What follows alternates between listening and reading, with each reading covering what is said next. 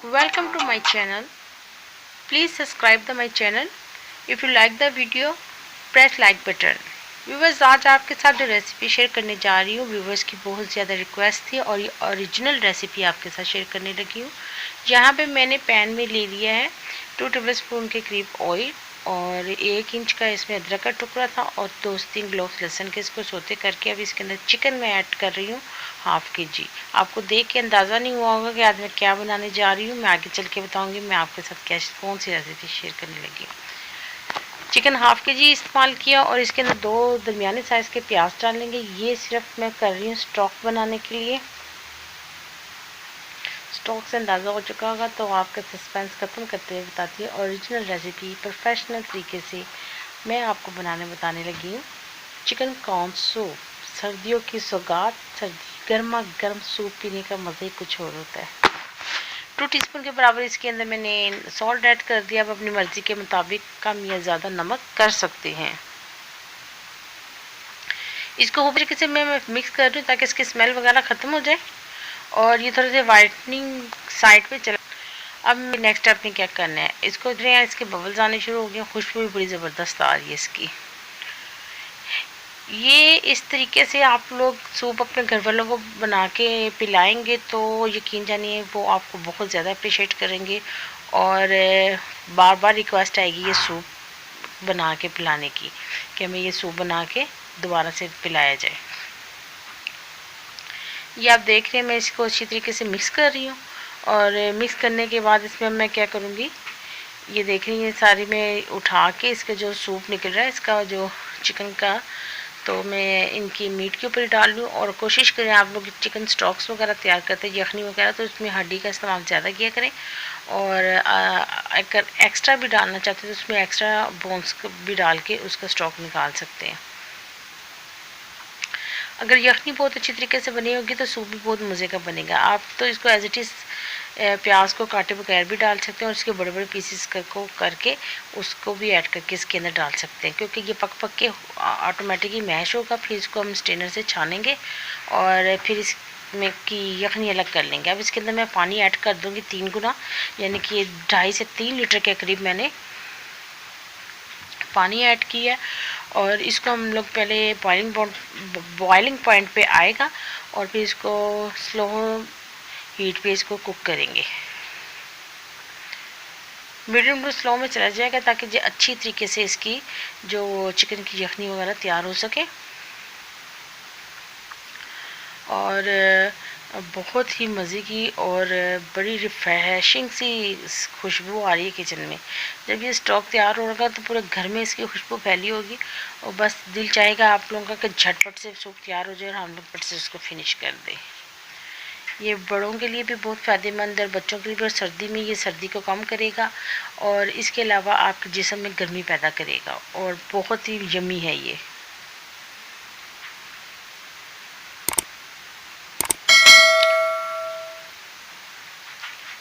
ये देखें स्टॉक निकल आ रहा है, तकरीबन ये डन होने के करीब है। इसमें से मैं थोड़ा स्टॉक लेके ये ब्लेंडर में डाल रही हूँ क्योंकि ये कॉर्न सूप है। इसके अंदर हम थोड़े से कॉर्न डालेंगे। इसके अंदर कॉर्न मैंने 1 कप यूज़ किया है, इसमें हाफ़ इसके अंदर ऐड कर देंगे, हाफ़ हम थोड़े से इसको एज इट इज़ डालेंगे। इसको ब्लेंडराइज करेंगे ताकि ये थोड़े से मैश भी हो जाए और थोड़े से इसके चंक्स आएँ जब मुँह में तो वो बहुत मज़े के लगेंगे। ये देख रहे हैं बहुत अच्छी तरीके से इसको मैंने ब्लेंड कर दिया है। तकरीबन 1 गिलास के करीब हो गया। उसी के स्टोव में से निकाल के मैंने इसके अंदर ऐड किया है, एक्स्ट्रा पानी नहीं डाला मैंने। ये देखोगे अब जब भी हम लोग इसको स्ट्रेनर्स में डाल के छान लेंगे अच्छी तरीके से। अभी देखिए डन हो चुकी हुई है, तकरीबन ये 1.5 घंटा पकी है। 1.5 घंटे के बाद इसकी ये लुक आई है।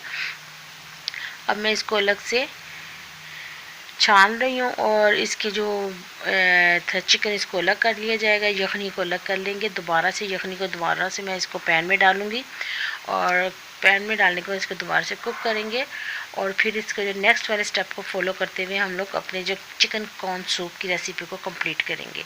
यहाँ पे मैंने दोबारा से इसको स्टोव के ऊपर रखा है और यहाँ पे ये जो चिकन की जो हम लोग ने बॉईल किया था उसको श्रेडेड कर रही हूँ। अलग से हरी मिर्चें ले ली हैं।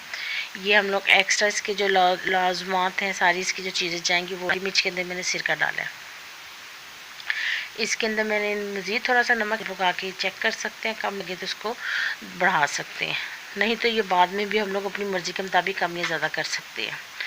اب اس کے اندر میں کیا کروں گی، اس کے اندر جو ہم لوگوں نے چکن شریڈڈ کر کے رکھا ہوا ہے اس کے پیسز کو اس میں ایڈ کریں گے، اور پھر اس کے اندر جو ہم نے وہ جو کارن کو ہم نے بلینڈر میں ڈال کے اچھی طریقے سے اس کو چنکس کو ہاف ڈن کیا ہے، یعنی کہ کچھ چنکس ہیں، بالکل بھی اس کی پیسٹ نہیں کی، بس اس طرح کیا۔ اب یہ چکن میں اس کے اندر ایڈ کر رہی ہوں، تھوڑا سا اس میں چکن بچاؤں گی اس کی گارنش کے لیے۔ اتنے چکن میں آپ لوگ ایزیلی 5 سے 6 لوگ سوپ بہت اچھی طریقے سے پی سکتے ہیں۔ اور جو میں نے یہ کارن جون سے تھے وہ اس کے اندر ایڈ کر دی ہیں، اور کچھ والے جو باقی جو میں نے رکھے ہوئے تھے ہاف الگ سے ثابت والے، جن کو میں نے بلینڈر میں ڈال کے نہیں اس کو پیسا، وہ اس میں آدھے اس کے اندر ایڈ کر دوں گی، کچھ اس کے میں ڈیکوریشن کے لیے رکھوں گی۔ اور اس کنڈیشن پہ آپ لوگ کیا کریں گے، یہ بوائل ہوا ہوا ہے، یہ جو میں نے کون ہے یہ بوائل ہوئے میں، اور یعنی کہ پکے ہوئے، یہ ڈن ہے، یہ کچے نہیں تھا کہ آپ یہ سوچیں کہ ہم لوگوں نے بغیر اس کو کوک کیے اس کے اندر ایڈ کیا، نہیں یہ کوک تھا۔ اب یہ اس کے اندر ہم نے ڈالی ہوئی ہے کالی مرچیں ڈالیں گے، اس کی اپنی مرضی کے مطابق تھوڑی کم رکھیں گے، جس کو چاہیے کہ وہ بعد میں اپنی اس میں سوپ میں ایڈ کر سکتا ہے۔ کالی مرچیں فریشلی کرش کر کے اس کے اندر ڈالنی ہے، اس کا ٹیسٹ بہت ہی زبردست آئے گا۔ جو پہلے سے آپ لوگوں نے پیس کے رکھی ہوتی ہے اس کا ٹیسٹ تھوڑا سا چینج ہو جاتا ہے۔ اس کے اندر جو میں نے بلیک پیپر ایڈ کیا ہے، اس کے اندر بلیک پیپر ہم لوگوں نے 2 ٹی اسپون کے برابر اس میں ایڈ کر دی ہے۔ اب اس کو مکس کر رہے ہیں، اب کارن فلور کو مکس کر کے ہم لوگ اس کو تھک کریں گے، جتنی ہمیں تھکنیس اس کی چاہیے اتنا ہم لوگ اس کو تھک کر لیں گے۔ اور کارن فلور ڈالنے کے بعد ہم لوگ اس کے اندر ڈالیں گے انڈے، 2 سے 3 انڈوں کو اچھی طریقے سے پھینٹ کے وہ ایڈ کریں گے، وہ نیکسٹ اسٹیپ میں بتاتی ہوں آپ کو۔ ابھی پہلے ہم لوگ اس میں کیا کریں گے، اس کو مکس کر رہے ہیں، اور اس میں تھوڑا سا نمک مجھے کم لگا تھا تو میں نے تھوڑا سا نمک ایڈ کیا تھا، اور تھوڑا سا میں نے چائنیز سالٹ اس کے اندر ایڈ کیا، تقریباً 1/4 ٹی اسپون کے برابر۔ اب یہ دیکھ رہے ہیں آپ اس کی جو کلر کتنا زبردست لگ رہا ہے، ریسٹورنٹ سے بھی زیادہ مزے کا یہ بنے گا آپ کا۔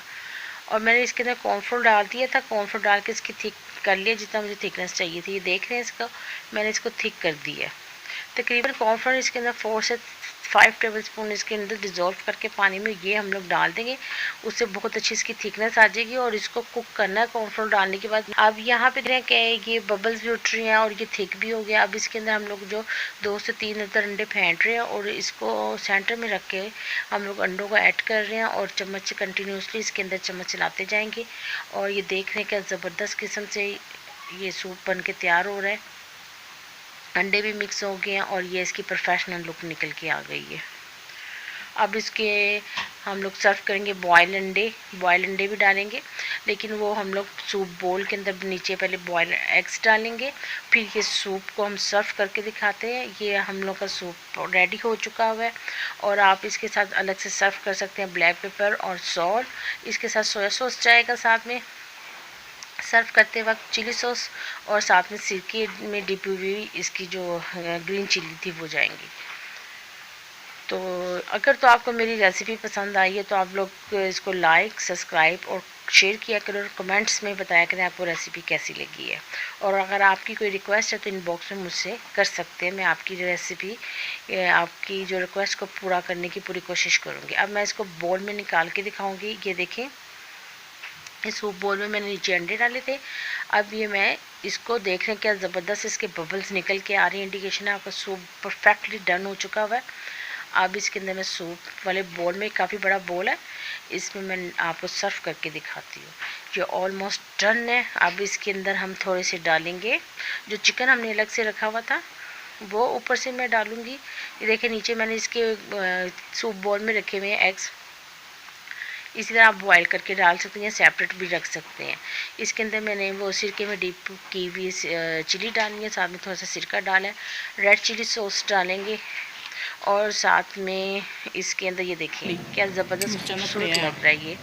اور اس کے اندر تھوڑا سا سویا سوس اور تھوڑی سی چکن کی جو ہم نے شریڈ چکن رکھا ہوا تھا وہ ڈال کے آپ کو سرو کریں گے. یہ تھا آپ کا آج کا پروفیشنل چکن کارن سوپ ڈن ہے. اس کو آپ مزے لے کے کھائیں اور مجھے دعاؤں میں یاد رکھیے گا. ملتے ہیں نیکسٹ ریسیپی میں.